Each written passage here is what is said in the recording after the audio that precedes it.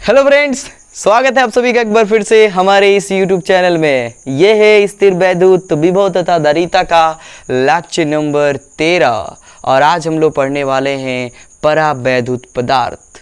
ये बहुत ही बढ़िया कॉन्सेप्ट होगा क्योंकि ये जो छोटा सा कॉन्सेप्ट है जो आज हम लोग समझने वाले हैं, ये हमें ये समझाने में मदद करेगा कि किस तरह से किसी संधारित्र के प्लेटों के बीच में अगर हम कोई माध्यम भर दे, अगर कोई हम परावैद्युत पदार्थ भर दे तो किस तरह से उसकी धारिता चेंज हो जाती है। पर इस कॉन्सेप्ट को समझने के लिए हमें पहले ये समझना होगा कि परावैद्युत पदार्थ है क्या। तो आज के लेक्चर में हम लोग यही समझने वाले हैं परावैद्युत पदार्थ क्या है, वो किस तरह से काम करता है, क्या होता है, वगैरह वगैरह। चलो तो सब लोग हेडिंग लगाओ, परावैद्युत पदार्थ।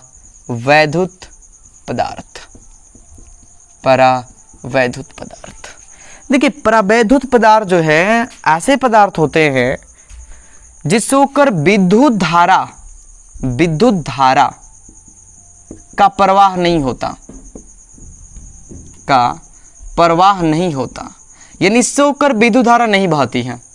हाँ सर बुझा रहे हैं, विद्युत धारा नहीं बहती है, किंतु ये विद्युत प्रभाव को प्रदर्शित करते हैं। विद्युत प्रभाव प्रदर्शित करते हैं यह। सर वो क्यों? धारा नहीं जाएगा और विद्युत प्रभाव दिखाएगा यह। हाँ बिल्कुल, विद्युत प्रभाव को यह प्रदर्शित करता है और ऐसे पदार्थ को परावैद्युत पदार्थ कहते हैं। ये एक स्पेशल पदार्थ होते हैं, ये एक स्पेशल होते हैं जो विद्युत धारा का प्रवाह नहीं करेंगे पर विद्युत प्रभाव को प्रदर्शित करेंगे, विद्युत प्रभाव को प्रदर्शित करेंगे। समझ में आ रहा है? इन्हें इलेक्ट्रिक फील्ड को प्रभावित कर देंगे। धारा इनसे नहीं बहेगी पर ये इलेक्ट्रिक फील्ड को ना प्रभावित कर सकते हैं। चलो सर इसके एग्जाम्पल क्या हो जाएंगे? देखिए इसके एग्जाम्पल हो जाएंगे आपके जल, मोम, कागज,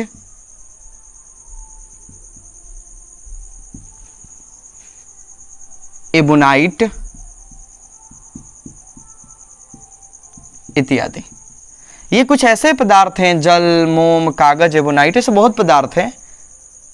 जनरली हमें मोम का और कागज का या फिर एबोनाइट का इस्तेमाल करना होता है, ठीक है।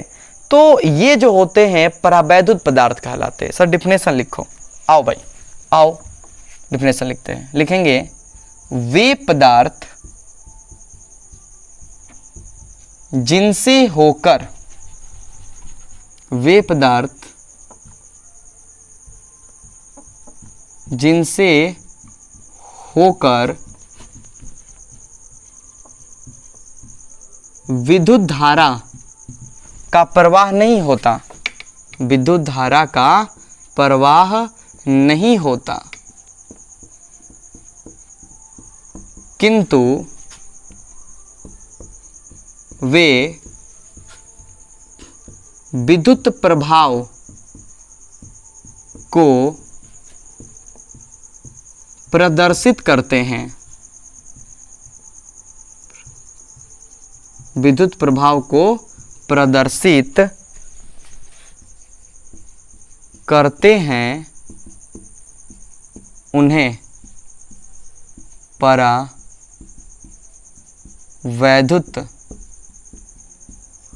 पदार्थ कहते हैं। एग्जाम्पल के तौर पर जल, मोम, कागज, एबोनाइट इत्यादि ये हो जाएंगे। यानी धारा को नहीं बहने देते हैं। सर स्टाइल मार रहे हो धारा को नहीं बहने देंगे, यह धारा नहीं बहेगी, करंट फॉलो नहीं करेगा इससे। सर फॉलो की फॉलो चलो, तो ये धारा को नहीं बहने देते हैं किंतु विद्युत प्रभाव प्रदर्शित करते हैं, इलेक्ट्रिक फील्ड को प्रभावित कर देते हैं यह। तो ऐसे पदार्थों को परावैद्युत पदार्थ कहते हैं। सर काम कैसे करेंगे, आओ समझते हैं। देखिए परावैद्युत पदार्थ जो होते हैं, एग्जांपल नोट कर लो डिफिनेशन के साथ जल्दी से। सर चुप हो गए तब ना, आप अब तो बोलते जा रहे हो। लो भाई चुप हो गए, एकदम चुप हो गए। कुछ ना कहो चुप ही रहो, देखो धड़कन कहती है, लौट आया है प्यार अपना, अखियों से नदियाँ बहती है।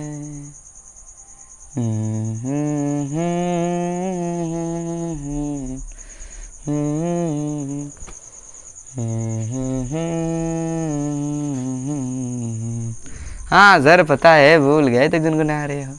चलो नोट कर लिया सर? गाना सुन रहे थे, नोट थोड़े कर रहे थे। अरे भाई लो चुप हो जाते हैं, नोट करो। गाना सुन रहे थे। तुम दिल की धड़कन में रहती हो मेरी इन सांसों से कहती हो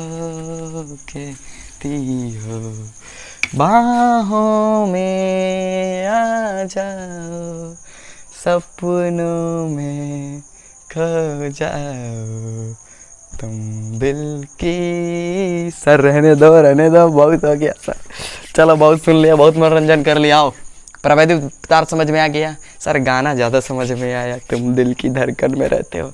चलो धड़कन में ना बसाओ इसको एकदम दिल और दिमाग में बसा लो, इस सबको, फिजिक्स को धड़कन में बसाओगे। देखो तो ऐसे पदार्थ जो किसी संधारित्र के धारिता को प्रभावित कर देते हैं, उनको हम परावैद्युत पदार्थ कहते हैं। सर डिफिनेशन में तो कुछ और लिखे। हाँ भाई, इनसे धारा नहीं बहती है, पर ये विद्युत प्रभाव प्रदर्शित करते। कितनी बार बोलोगे सर? रहने दो। देखो ये जो होते हैं दो प्रकार के होते हैं। सर दो प्रकार के? हाँ भाई, दो पदार्थ दो प्रकार के। एक होते हैं ध्रुवीय परावैद्युत, ध्रुवीय परावैद्युत, बहुत ही कमाल की चीज है, ध्यान से। ध्रुवीय परावैद्युत पदार्थ। और दूसरे होते हैं अध्रुवीय परावैद्युत पदार्थ। समझो सब लोग। सर ध्रुवीय परावैद्युत पदार्थ कब होगा? देखिए सबको पता है कि चाहे दुनिया का कोई भी पदार्थ है, बनना तो उसको परमाणु और अणु से ही है, बनना तो परमाणु और अणु से ही है। पर ये जो परावैद्युत पदार्थ होते हैं जनरली उनमें अणु होते हैं, माने स्वतंत्र परमाणु नहीं होते हैं। ठीक है, स्वतंत्र परमाणु, धातु होते ही नहीं है। यह परावैद्युत पदार्थ कोई धातु थोड़ा होगा, कोई धातु नहीं होगा। ठीक है, तो फिर या कोई अधातु भी नहीं होगा। अधातु होगा भी तो अणु के फॉर्म में होगा, अणु के फॉर्म में होगा, परमाणु के फॉर्म में नहीं होता यह। चलो अब काम की बात करते हैं। तो ध्रुवीय परावैद्युत किन्हें कहेंगे? तो वे परावैद्युत पदार्थ जिनके अणु में, भाई अणु से ही बने होंगे, ये अणु से बने होंगे, बोल रहे ना अणु से बने होंगे। ठीक है, तो वे परावैद्युत पदार्थ जिनके अणु में धनावेश, सर फील नहीं आ रहा? आपको पता है ना कि प्रत्येक पदार्थ परमाणु से बना होता है, परमाणु से अणु बनते हैं, परमाणु के अंदर नाभिक होता है जहाँ प्लस चार्ज होता है, इलेक्ट्रॉन चारों ओर चक्कर लगाते हैं, उन पर माइनस चार्ज होता है। हाँ सर पता चला। तो जितने भी अणु होंगे अगर उसके धनावेश और ऋणावेश यानी प्लस चार्ज और माइनस चार्ज के केंद्र, सर ये क्या होता है? सर क्या क्या पढ़ा रहे हो आप? बुरा लग रहा है। देखो समझो क्या होता है ना कि कोई भी अणु है तो उसमें जो जितने भी प्लस चार्ज हैं, माने उस अणु के प्लस चार्ज, उसको हम एक बिंदु पर किसी पॉइंट पर हम केंद्रित मान सकते हैं। उसी तरह से ऋणावेश को भी किसी एक पॉइंट पर केंद्रित मान सकते हैं। मान लो एग्जाम्पल के लिए ये अणु है, ये किसी का अणु है, किसी का मान लो एक अणु है, और मान लो कि इसमें घनावेश का जो केंद्र है, घनावेश फैला है मान लो, ठीक, और घनावेश का जो केंद्र है वो मान लो यहाँ है, और ऋणावेश का जो केंद्र है वो मान लो यहाँ है। तो क्या ये संपाती का मतलब होता है कि एक ही बिंदु पर दोनों, जैसे ये यहीं पर हो दूसरा भी यहीं पर हो, तो उसको बोलेंगे संपाती। हम उसको बोलेंगे संपाती कि ये यहीं पर और दूसरा भी इसी पर। पर ये देखो संपाती नहीं, ये थोड़े से हट के हैं दूरी पर। तो ये तो बोल रहे हैं कि ऐसे परावैद्युत पदार्थ जिनके अणु में, जिनके प्रत्येक अणु में धनावेश तथा ऋणावेश के केंद्र संपाती नहीं हो, उन्हें ध्रुवीय परावैद्युत पदार्थ कहते हैं। सर ऐसा क्यों कहते हैं? देखो मान लो ये प्लस चार्ज का केंद्र है, ये माइनस चार्ज का केंद्र है, बहुत ही अल्प दूरी पर होंगे, हाँ सर। दोनों में समान परिमाण होगा, हाँ सर होगा। तो याद करो कि यदि समान परिमाण के दो अल्प आवेश अगर एकदम अल्प दूरी पर स्थित हो तो इनको क्या कहते हैं? विद्युत द्विध्रुव कहते हैं, विद्युत द्विध्रुव कहते हैं। सर पिछला चैप्टर ला दिया आपने, पहले चैप्टर और दूसरे चैप्टर को एकदम ध्यान से पढ़ो, फिजिक्स में एकदम मजा आ जाएगा। कितनी बार बात बोलते हैं ये। तो ये क्या हो जाएगा? विद्युत द्विध्रुव हो जाएगा, यानी कि ये विद्युत द्विध्रुव की तरह बिहेव करने लगेगा। यानी सर परावैद्युत पदार्थ का प्रत्येक अणु, भाई कोई भी पदार्थ अणुओं खरबों में एकदम मतलब समझो बहुत सारे अणु होते हैं, उसमें जितने भी अणु होंगे सब के सब विद्युत द्विध्रुव की तरह बिहेव करेंगे। क्यों? क्योंकि इनमें प्लस और माइनस का केंद्र संपाती नहीं है, कुछ दूरी पर है और कुछ दूरी के कारण इसका अपना विद्युत द्विध्रुव होगा, विद्युत द्विध्रुव विद्युत ध्रुवाघूर्ण होगा, सॉरी, ये विद्युत द्विध्रुव की तरह बिहेव करने लगेगा। हाँ सर बिल्कुल करेगा। तो डिफिनेशन क्या लिखेंगे हम इसका?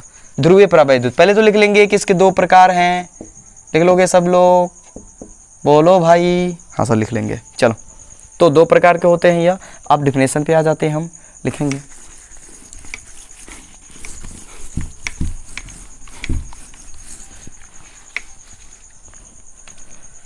ध्रुवीय परावैद्युत पदार्थ लिखेंगे कि वे परावैद्युत पदार्थ जिनके प्रत्येक अणु में धनावेश तथा ऋणावेश के केंद्र संपाती नहीं होते हैं, यानी दोनों संपाती नहीं होते हैं, उन्हें ध्रुवीय परावैद्युत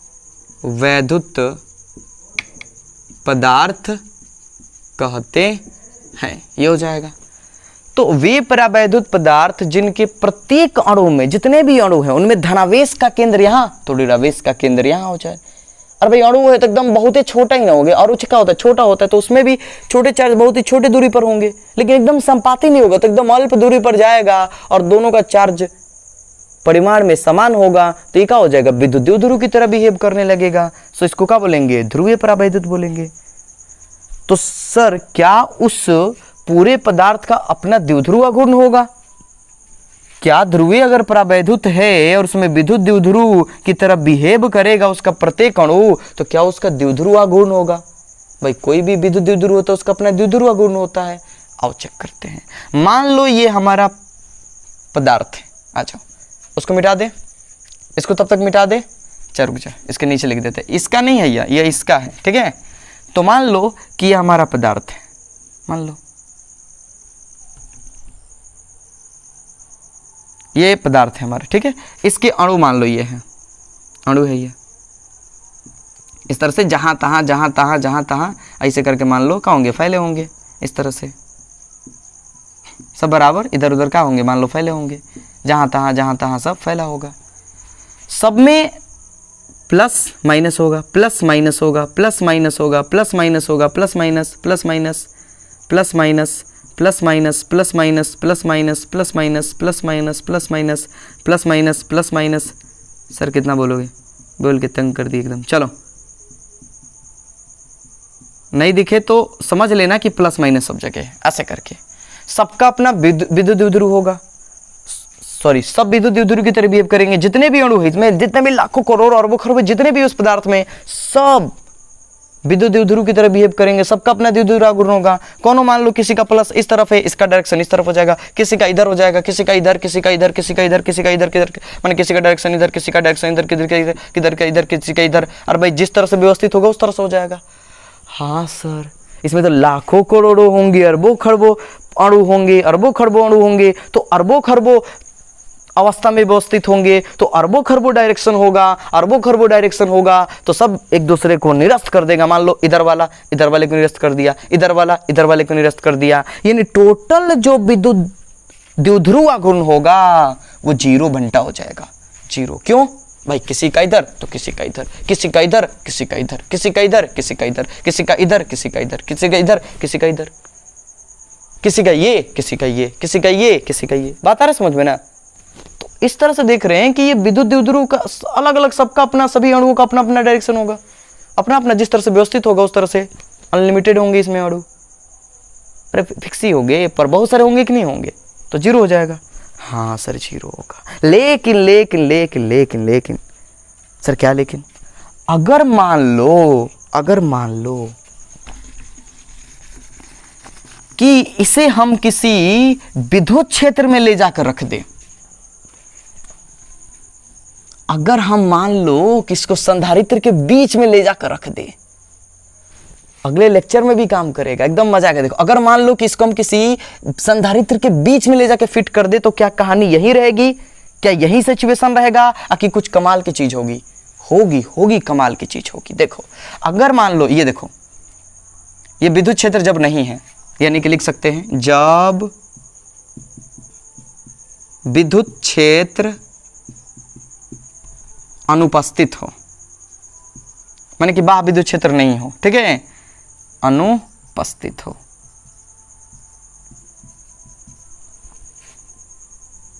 जब बाह्य विद्युत क्षेत्र, सर बाह्य क्यों लिखे भाई? इसका अपना का तो विद्युत क्षेत्र होबे करेगा प्लस माइनस से, तो अंदर का होगा, तो बाहरी विद्युत क्षेत्र नहीं हो। सर अगर बाहरी विद्युत क्षेत्र हो जाए तो मान लो कि बाहरी विद्युत क्षेत्र है, और बाहरी विद्युत क्षेत्र में जैसे यहां रख दिया गया, संधारित्र के बीच में रख दिया गया, तो उसमें तो विद्युत क्षेत्र है इस तरह से, है कि नहीं है? तो मान लो इसको बाह्य विद्युत क्षेत्र में रख दिया गया, तो क्या कहानी बदलेगी?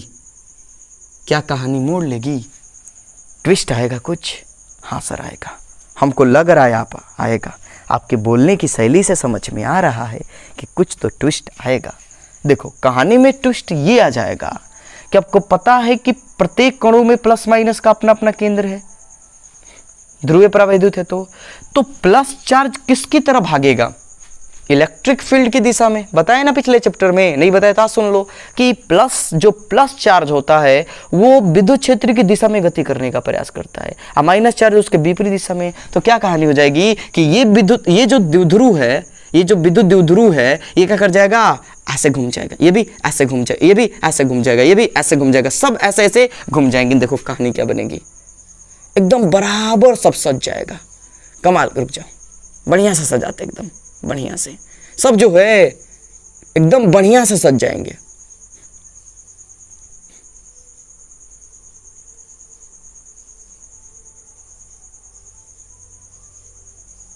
यहां माइनस, यहां प्लस, यहां माइनस, यहां प्लस, यहां माइनस, यहां प्लस, यहां माइनस, यहां प्लस। थोड़ा सा नहीं दिख रहा है, रुक जाओ, माइनस बड़ा हो जा रहा है। माइनस, ये प्लस, ये माइनस, ये प्लस, ये माइनस, ये प्लस, ये माइनस, ये प्लस। सर हटो ना, तब ना देखेंगे। Minus plus, minus plus, minus plus, minus plus. Plus जो है इलेक्ट्रिक फील्ड के डायरेक्शन में, और माइनस उसके विपरीत डायरेक्शन में, इस तरह से एकदम सज जाएगा।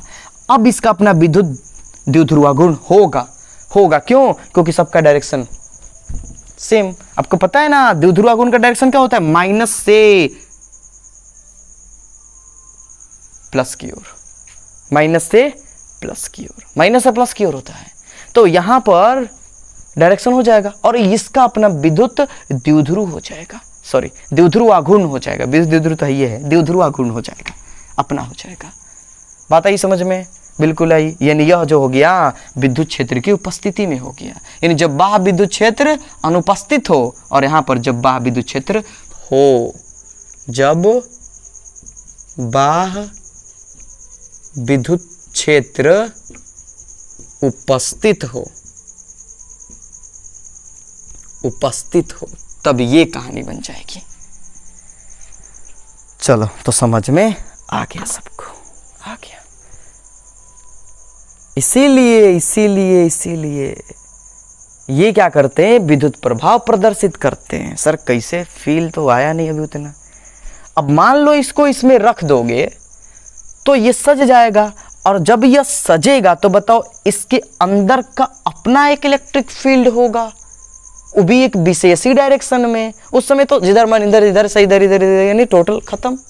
लेकिन यहाँ पर होगा, देखो अब क्या होगा, यहाँ पर क्या हो जाएगा? ये बाहर वाले इलेक्ट्रिक फील्ड का डायरेक्शन ये है, अंदर वाले का इलेक्ट्रिक फील्ड का डायरेक्शन क्या होगा बताओ? सर प्लस से माइनस की तरफ होता है, तो प्लस से माइनस की तरफ इस तरह से, प्लस से माइनस की तरफ यानी इस तरफ से, प्लस से माइनस की तरफ इस तरह से, यानी अंदर जो इलेक्ट्रिक फील्ड बनेगा उसका डायरेक्शन ये हो जाएगा, उसका डायरेक्शन ये हो जाएगा अंदर के इलेक्ट्रिक फील्ड का।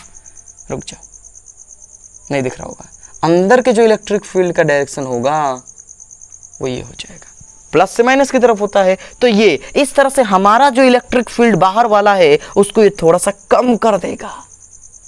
भाई इधर जा रहा है, ये इधर जा रहा है, पर ये तो प्रभावी है, ये थोड़ा सा है, अणु का है तो थोड़ा सा हल्का सा होगा, तो फिर भी इसको प्रभावित तो करेगा ही। हाँ सर, अब समझ में आया, अब समझ में आया, अब समझ में आया कि क्यों ये प्रभावित कर देता है इलेक्ट्रिक फील्ड को, क्योंकि इस तरह से सज जाते हैं। चलो, तो बात समझ में आ गई, सबको समझ में आ गया। सर इसके एग्जाम्पल नहीं दिया आपने, ले लो भाई, इसके एग्जाम्पल के रूप में HCl हो जाएगा, HCl आ जाता है इसमें, H2O आ जाता है इसमें, ठीक है। ये दो बढ़िया एग्जाम्पल है इसके।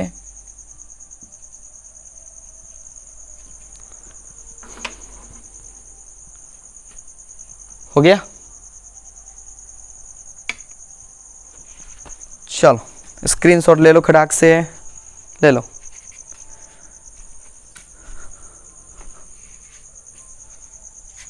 मिटा इसको, उधर वाले को समझते हैं, उस तरफ वाले को मिटा दे। अभी ये ध्रुवीय परावैद्युत, ध्रुवीय समझ में आ गया और ध्रुवीय भी समझ में आ जाएगा। मिटाने से बढ़िया है कि यहाँ पर एक काम करो, इस वाले को मिटाते हैं, इस वाले को मिटाते हैं, समय को बचाते हैं, समय को मद्देनजर रखते हुए कहानी को आगे बढ़ाते हैं हम। देखो अब क्या होगा, अध्रुवीय परावैद्युत, लो भाई और लगा देते हैं, अध्रुवीय परावैद्युत।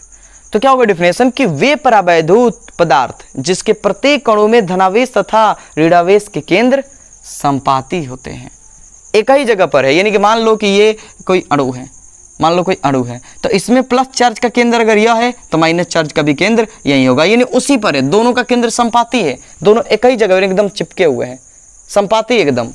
तो फिर क्या बोलोगे, इसको बोलोगे अध्रुवीय परावैद्युत। संपाती होते हैं उन्हें अध्रुवीय परावैद्युत कहते हैं।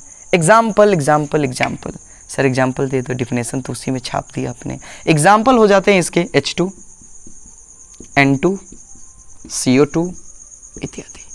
ये कुछ एग्जाम्पल, एग्जाम्पल से कोई लेना देना है नहीं, ये हमें नहीं समझना है, हमें जो समझना है वो आओ समझते हैं। बेटा इसको, ये तो वो था। आओ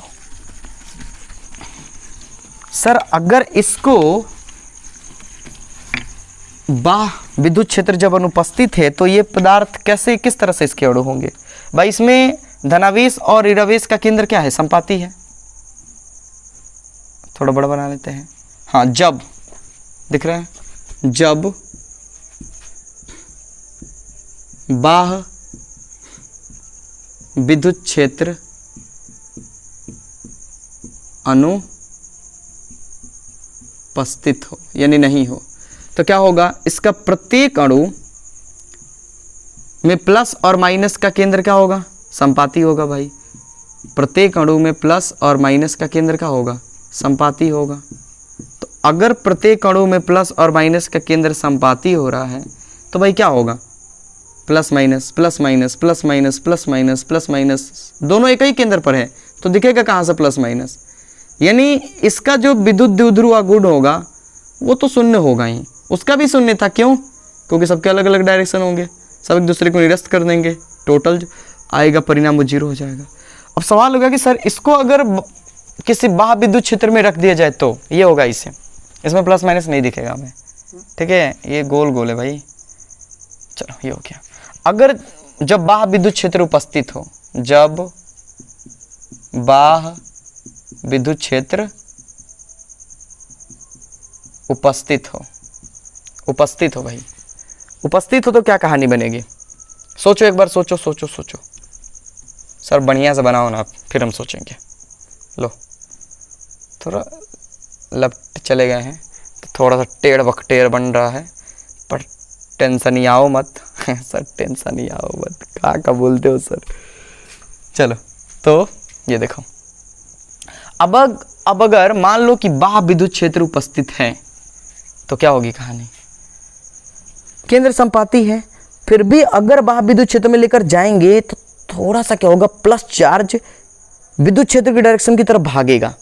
हाँ सर, थोड़ा सा तो भागेगा, और माइनस चार्ज उसकी तरफ थोड़ा सा हल्का सा हटेगा, तो थोड़ा सा इसमें द्विध्रुव आघूर्ण उत्पन्न हो जाएगा। यानी कि थोड़ा सा, ज्यादा नहीं, उसकी तरह नहीं, पर थोड़ा सा।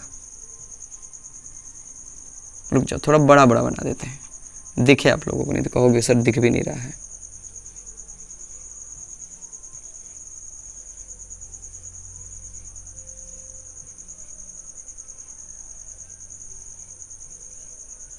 यानी इसमें जो है माइनस और प्लस थोड़ा थोड़ा सा हल्का सा हट जाएंगे एक दूसरे से बाह्य विद्युत क्षेत्र में, और इस तरह से इसका भी अपना द्विध्रुव आघूर्ण हो जाएगा।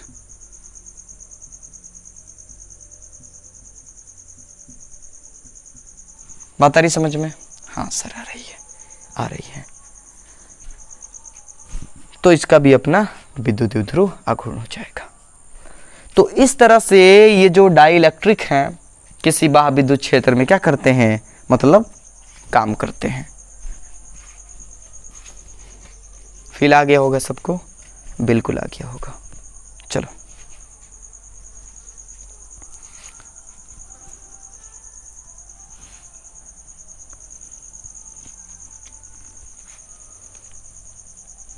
नोट कर लो सब लोग, ले लो स्क्रीनशॉट।